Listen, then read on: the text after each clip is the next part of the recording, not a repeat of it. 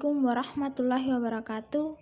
Perkenalkan, nama saya Rani dengan stambuk D1B121011 jurusan Teknologi Hasil Perikanan, Fakultas Perikanan dan Ilmu Kelautan. Di channel ini saya akan menjelaskan secara ringkas materi tentang perangkat lunak, perangkat keras, sejarah komputer, dan kabelan. Apa itu perangkat lunak atau software? Pengertian perangkat lunak komputer atau software adalah istilah umum untuk berbagai program yang berisi instruksi-instruksi terkait mengoperasikan komputer atau perangkat keras yang terkait. Software dalam bahasa Indonesia disebut juga perangkat lunak, karena software secara fisik tidak dapat dilihat namun dapat dioperasikan. Software dapat disimpan di berbagai komponen perangkat keras atau hardware. Software dapat disimpan dan dioperasikan secara manual oleh pengguna pada media penyimpanan seperti hard disk, SSD, dan DVD. Beberapa software disimpan di dalam hardware penyimpanan secara permanen atau ROM yang disebut firmware. Firmware merupakan program kecil dengan instruksi dasar dari sebuah hardware yang biasanya disebut dengan bahasa pemrograman mesin. Pembuatan software dan cara kerjanya. Software awalnya dibuat oleh ilmuwan dengan kode mesin machine code, yaitu angka-angka biner yang dapat dikenali oleh komputer, khususnya prosesor. Sebelum dikembangkan komputer modern, pembuatan kode program untuk mesin komputer dibuat dengan mesin switchboard yang berukuran besar. Kemudian kode mesin tersebut disimpan dalam media penyimpanan tertentu. Software bekerja dengan menggunakan kode mesin yang dapat membuat instruksi untuk melakukan perhitungan, logika, I/O, aritmatika kepada prosesor. Sekarang bahasa pemrograman rendah low level language, misalnya assembly, digunakan menjadi alternatif untuk membuat kode mesin karena lebih mudah dibaca namun tetap mengutamakan kedekatan terhadap instruksi hardware. Selain itu, software sudah dapat dibuat menggunakan komputer itu sendiri tanpa menggunakan mesin switchboard. Bahasa mesin umumnya digunakan untuk membuat firmware, misalnya BIOS. Bahasa pemrograman rendah low level language lebih mudah untuk dipelajari karena sudah menggunakan kode program sintaks yang mudah dimengerti. Bahasa pemrograman rendah dan tinggi membutuhkan software compiler untuk dapat bekerja dengan hardware komputer. Compiler menggunakan perangkat lunak yang berfungsi untuk mengubah kode bahasa pemrograman menjadi kode mesin, sehingga dapat dimengerti oleh hardware. Beberapa bahasa pemrograman rendah yang terkenal adalah assembly. Jenis software berdasarkan fungsinya. Di dunia digital, banyak terdapat jenis-jenis software yang dikembangkan untuk melakukan tujuan tertentu. Secara fundamental, software dibagi berdasarkan fungsinya, yaitu sistem software, aplikasi software, dan malicious software. 1. Sistem software. Sistem software adalah software yang dibuat untuk melakukan instruksi-instruksi terkait manajemen sistem komputer. Contohnya sistem software adalah sistem operasi atau Windows, Mac OS, dan lain-lain, dan disk operating system atau DOS. Sistem operasi adalah sistem yang melakukan instruksi-instruksi dasar terkait manajemen software lainnya dan manajemen perangkat keras. Contohnya Windows, Mac OS, dan Linux. Driver adalah software yang berfungsi sebagai perangkat komunikasi antara sistem operasi dan hardware. Utilities adalah software yang berfungsi untuk melakukan instruksi-instruksi terkait pemeliharaan dan perbaikan suatu hardware dan software lainnya, misalnya low level format dan antivirus. 2. Application software. Application software adalah software yang dibuat untuk melakukan instruksi-instruksi terkait pemenuhan kebutuhan pengguna. Misalnya, pemenuhan kebutuhan untuk memutar media atau Windows Media Player, membuat dokumen atau Microsoft Office, dan edit foto Adobe Photoshop. 3. Malicious software. Malicious software adalah software yang dibuat untuk melakukan instruksi-instruksi terkait merusak sistem komputer atau pencurian informasi pengguna, misalnya akun pribadi dan rekening bank. Beberapa contoh malware adalah virus komputer dan program phishing atau penipuan. D. Jenis software berdasarkan distribusi. Software atau perangkat lunak biasanya dibuat oleh suatu perusahaan tertentu untuk memberikan suatu pelayanan terkait pemenuhan kebutuhan pengguna. Berikut jenis software yang dibedakan berdasarkan cara distribusi software. Numerical software adalah jenis software yang didistribusikan secara berbayar untuk mendapatkan paket instalasi dan menggunakan lisensi spesifik terhadap masing-masing komputer atau akun pengguna. Commercial software mempunyai dukungan lembaga hukum terkait kebijakan distribusi software secara ilegal oleh pengguna. 3. Freeware atau free software. Freeware adalah jenis software yang didistribusikan secara gratis oleh pengembang. Freeware menyediakan versi penuh kepada pengguna. Freeware tidak memerlukan lisensi khusus untuk digunakan. 4. Firmware. Firmware adalah software yang mengarah pada sebuah program yang menyediakan instruksi-instruksi dasar yang dapat dilakukan oleh suatu perangkat keras atau hardware. Firmware didistribusikan secara gratis dan dilakukan pembaharuan secara berkala saat terjadi bug. Firmware yang tersimpan pada ROM tidak dapat dilakukan pembaharuan, sedangkan firmware yang tersimpan pada EEPROM dapat dilakukan pembaharuan. 5. Open source software. Open source software atau perangkat lunak kode terbuka adalah jenis software yang kode sumbernya source code didistribusikan secara gratis oleh pengembang. Beberapa dengan freeware yang didapatkan secara gratis namun tetap mempunyai ikatan hukum untuk mendistribusikan ulang atau plagiat. Open source software dapat didistribusikan ulang dan modifikasi secara bebas oleh pengguna secara gratis maupun komersial tanpa lisensi khusus. Open source software biasanya dikembangkan oleh suatu perusahaan dengan dukungan kontribusi oleh komunitas atau organisasi tertentu. Hardware komputer.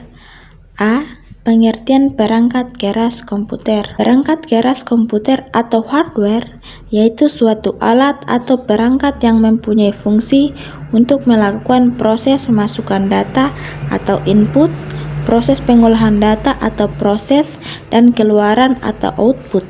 Dapat diartikan sebagai perangkat yang dapat diraba. B. Jenis-jenis perangkat keras komputer. 1. Perangkat input.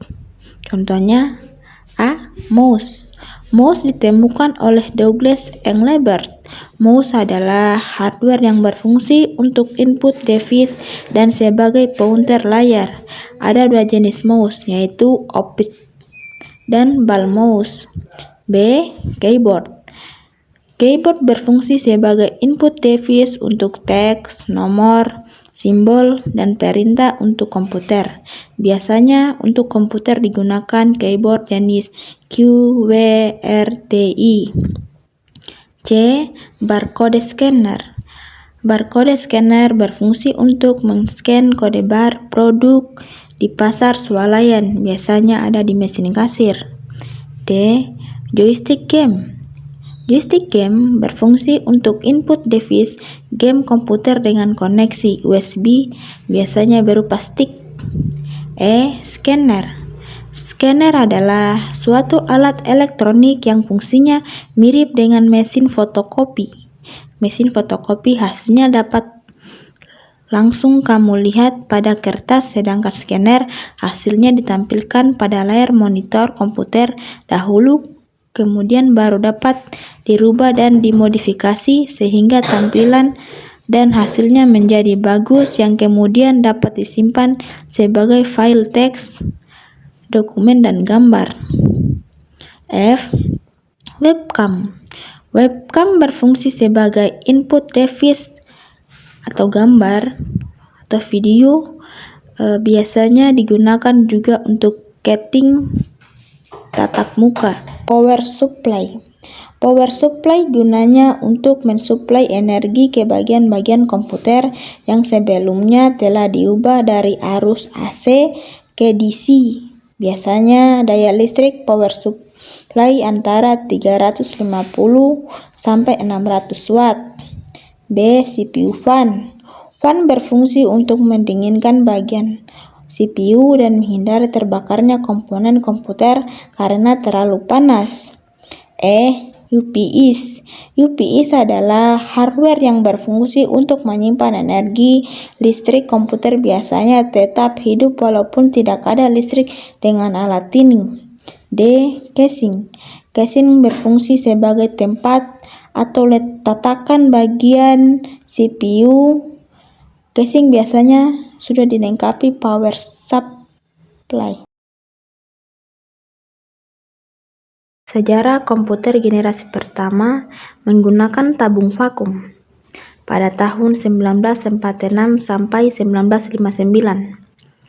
Tahun 1946 merupakan tahun diciptakan komputer generasi pertama dengan menggunakan tabung vakum sebagai dasar pembuatan.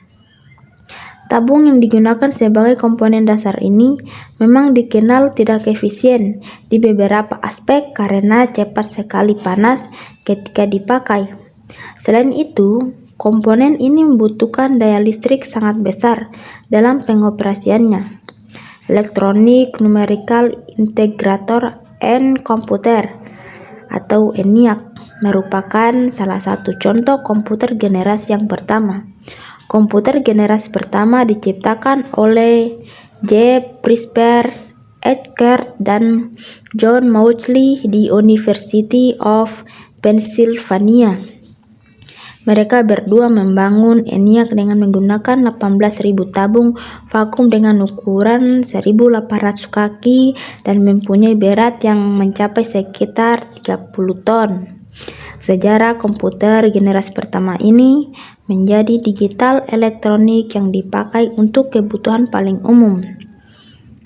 Program ENIAC ini sudah dirancang pada tahun 1946, namun dimulai baru di tahun 1943 dan selesai pada tahun 1946. Bentuk program ENIAC memiliki ukuran sangat besar. Bahkan peletakan program ini membutuhkan ruang seluas 5.000 meter. ENIAC juga menggunakan 75.000 relay dan seklar, 18.000 tabung, 70.000 resistor, dan 10.000 kapasitor. Saat memulai pengoperasian, ENIAC membutuhkan daya listrik sangat besar, yaitu sekitar 140 kW. Dana yang dibutuhkan untuk membuat perangkat tersebut mencapai $1 juta. Ciri-ciri komputer generasi pertama: 1. Memiliki hardware yang jauh lebih besar serta membutuhkan ruang yang luas. 2. Interior desain sistem operasi dibuat secara spesifik dan hanya dapat melakukan tugas tertentu. 3. Program hanya dapat dibuat memakai bahasa mesin. 4. Menggunakan silinder magnetik untuk menyimpan data. 4. Membutuhkan daya listrik sangat besar. 5. Butuh mesin pendinginan karena cepat panas. 6. Kapasitas penyimpanan yang kecil. 7. Kinerjanya lambat. 8. Memakai konsep storage program dan menggunakan magnetic core stroke sebagai memori utama. 9. Menggunakan tabung hampa sebagai sirkuit. Sejarah komputer generasi kedua menggunakan transistor. Tahun 1959, komponen dasar untuk merancang komputer adalah teknologi transistor. Komponen ini dinilai jauh lebih efisien jika dibandingkan tabung vakum. Transistor mempunyai ukuran lebih kecil dibandingkan tabung vakum, serta daya listrik yang diperlukan juga lebih kecil untuk pengoperasiannya. Biaya pembuatan juga lebih terjangkau. Bahasa pemrograman ini telah diganti menggunakan bahasa assembly dan bahasa simbolik. Dengan menggunakan bahasa pemrograman tersebut, programmer dapat memberikan instruksi dengan kata-kata. Mesin yang pertama kali menggunakan teknologi ini ialah superkomputer. IBM juga telah membuat superkomputer dengan nama Preiren dan Stritch serta menjadikan komputer dengan nama Large. Komputer ini dikembangkan di laboratorium menggunakan energi atom. Pada tahun 1965, hampir berbagai bisnis besar menggunakan komputer generasi kedua untuk mengoperasi informasi dengan keuangan bisnis. Ciri-ciri komputer generasi kedua: 1. Telah menggunakan operasi bahasa pemrograman tingkat tinggi Fortran dan COBOL. 2. Kapasitas memori utama menggunakan magnetic core storage. 3. Menggunakan simpanan eksternal seperti magnetic tape dan magnetic disk. 4. Mampu memproses secara real time dan real sharing. 5. Ukuran fisik jauh lebih kecil dibanding komputer di generasi pertama. 6. Kinerjanya lebih cepat. 7. Daya listrik lebih kecil. 8. Pemakaian program ini tidak lagi terpaku pada aplikasi bisnis namun juga aplikasi teknik. Sejarah komputer generasi ketiga, Integrated Circuit. Generasi komputer ketiga dimulai pada tahun 1965, yang mana komputer dibuat menggunakan Integrated Circuit. Teknologi ini menggeser fungsi transistor sebagai komponen dasar komputer. Transistor masih tetap digunakan tapi ukurannya diperkecil. Beberapa transistor yang berukuran kecil tersebut dimasukkan di IC bersama dengan resistor dan kapasitor. Komputer generasi ketiga menjadi komputer pertama yang membuat operator dapat berinteraksi menggunakan keyboard dan monitor dengan tampilan sistem operasi. Selain itu, komputer ini membutuhkan biaya lebih murah sehingga dapat dijangkau masyarakat umum. Dalam penggunaannya, transistor membuat kinerja komputer cepat panas sehingga komputer generasi kedua mulai ditinggalkan. Ciri-ciri komputer generasi ketiga: 1. Listrik yang digunakan lebih hemat. 2. Software lebih meningkat. 3. Harga makin terjangkau. 4. Kapasitas memori lebih besar. 5. Kecepatan menggunakan IC sehingga kinerja komputer lebih cepat. 5. Memiliki kecepatan 1000 kali lebih cepat dibanding generasi pertama. 6. Komputer dapat melakukan multiprocessing. 7. Komputer sudah menggunakan visual display dan dapat mengeluarkan suara. 8. Menggunakan penyimpanan eksternal seperti disket magnetik. 9. Mampu melakukan komunikasi dengan komputer lain. Komputer generasi keempat, mikroprosesor. Komputer yang kita pakai sekarang merupakan komputer generasi keempat, yang mana dibuat dengan menggunakan komponen dasar bernama mikroprosesor. Chip beberapa macam elemen sirkuit yang mana saling terhubung menjadi satu. Intel menjadi sebuah perusahaan yang paling berpengaruh terhadap perkembangan chip mikroprosesor karena mereka berhasil menciptakan Intel 4004 yang merupakan cikal bakal perkembangan komputer. Perusahaan dari Intel berhasil menggantikan perangkat komputer yang memiliki ukuran yang besar menjadi sangat kecil sehingga menjadikannya lebih efisien. Pada tahun 1971, IBM menciptakan komputer yang didesain khusus untuk kalangan rumahan, sedangkan Apple mempublikasikan Macintosh untuk pertama kalinya pada tahun 1984, yaitu sebuah sistem operasi agar dapat dijalankan dari perangkat komputer. Ciri-ciri komputer generasi keempat: 1. Dapat menggunakan LCE, Large Scale Integration. 2. Sudah memakai semikonduktor dan mikroprosesor yang berbentuk seperti chip untuk memorinya. 3. Dipasarkan pada sektor perorangan. 4. Muncul komputer terbaru yang lebih efisien dan mudah dibawa kemanapun, seperti laptop. Komputer generasi kelima, Artificial Intelligence. Generasi kelima ini sebenarnya masih tahap pembangunan, yang mana generasi ini akan mempunyai teknologi yang dibuat berdasarkan kecerdasan buatan. Dalam sejarah perkembangan komputer, Pengembangan komputer generasi kelima ini bertujuan agar dapat menghasilkan perangkat komputer yang dapat merespon, menggunakan bahasa yang digunakan manusia, diharapkan dapat mempelajari lingkungan di sekitarnya serta dapat menyesuaikan dirinya sendiri. Ciri-ciri komputer generasi kelima: 1. Komputer masih menggunakan teknologi LCI namun akan banyak mengalami proses pengembangan. 2. Memiliki fitur yang terus berkembang setiap tahunnya. 3. Semakin cepat dalam pemrosesan informasi. 4. Komputer memiliki kemampuan untuk mendengar, berbicara, melihat, berbicara, dan bisa lebih canggih lagi, bahkan dapat memberikan kesimpulan layaknya manusia. Kabel LAN. Apa itu kabel LAN? Secara harfiah, LAN merupakan kepanjangan dari Local Area Network atau jaringan komputer lokal. Contohnya, jaringan yang menghubungkan antar komputer di area terbatas seperti rumah, kantor, atau di dalam gedung. Jaringan komputer ini disambungkan menggunakan kabel khusus, yaitu kabel LAN seperti yang sudah kita kenal sekarang. Fungsi kabel LAN yaitu: 1. Sebagai penghubung antara satu komputer dengan yang lainnya. 2. Sebagai remote komputer. 3. Untuk menghubungkan komputer dengan berbagai perangkat. 4. Untuk menghubungkan komputer ke router. Jenis-jenis kabel LAN yaitu: A. Kabel koaksial. B. Kabel UTP. C. Kabel STP. D. Kabel serat optik. Thanks for watching guys. Jangan lupa like, comment, and subscribe.